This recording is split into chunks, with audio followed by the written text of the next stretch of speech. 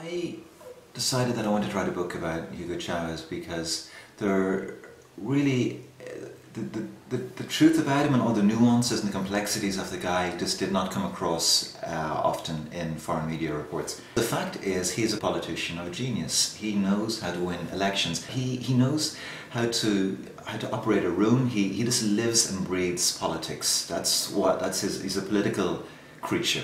Chavez has his weekly television show called Allo Presidente, which starts on a Sunday morning, and you never know when it will end. It goes on, basically it can go on the whole day.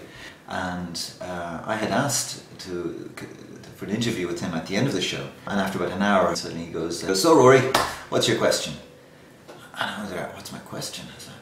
I was thinking, I've got about 7 hours to sit here to think of the questions I'll ask him at the end of the show. I didn't realize I was going to be on the show and asking him a question now, but I improvised a question, and it was kind of an obvious one, which was there was a referendum campaign where he was trying to change the constitution to abolish presidential term limits, which would allow him to basically perpetuate his power if he continued to win elections for the rest of his life. He had denied this right to his own governors and mayors in the country, saying that there's a risk that these guys could become caudillos, which is kind of strong men.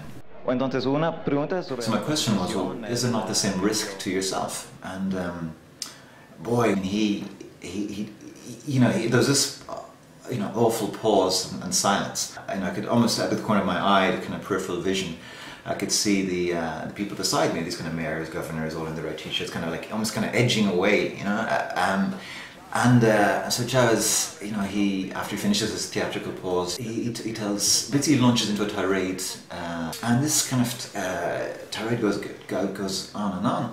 And meantime the camera is kind of doing close-ups of me, and then occasionally goes back to him, and I'm turned into like a rhetorical punching bag.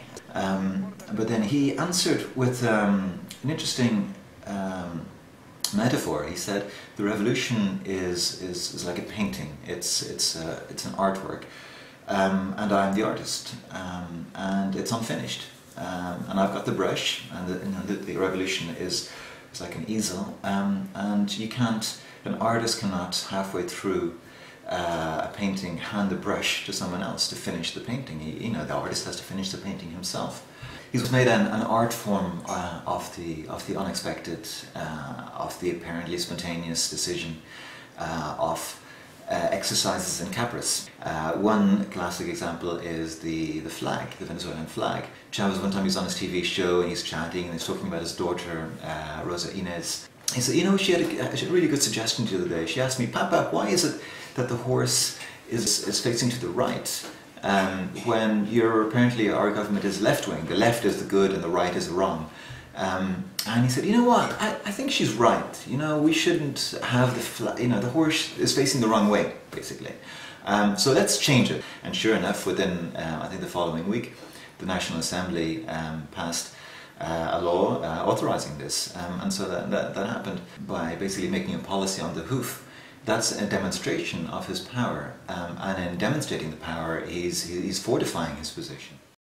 The future for Venezuela is very uncertain, very murky at the moment, because Hugo Chavez has just received another mandate for another 6-year term, and yet it appears he's dying. The cancer that he has, it appears, is not confirmed, but he himself has hinted that it may well be terminal. So what would happen to the revolution? I think the revolution, once Chavez dies, in his current form, it will die with him. I don't think that Chavismo as a political force and as a revolution will really can survive without him. And yet his name and his political movement will retain resonance and appeal for many people, because they feel that Hugo Chavez somehow was a messiah of sorts.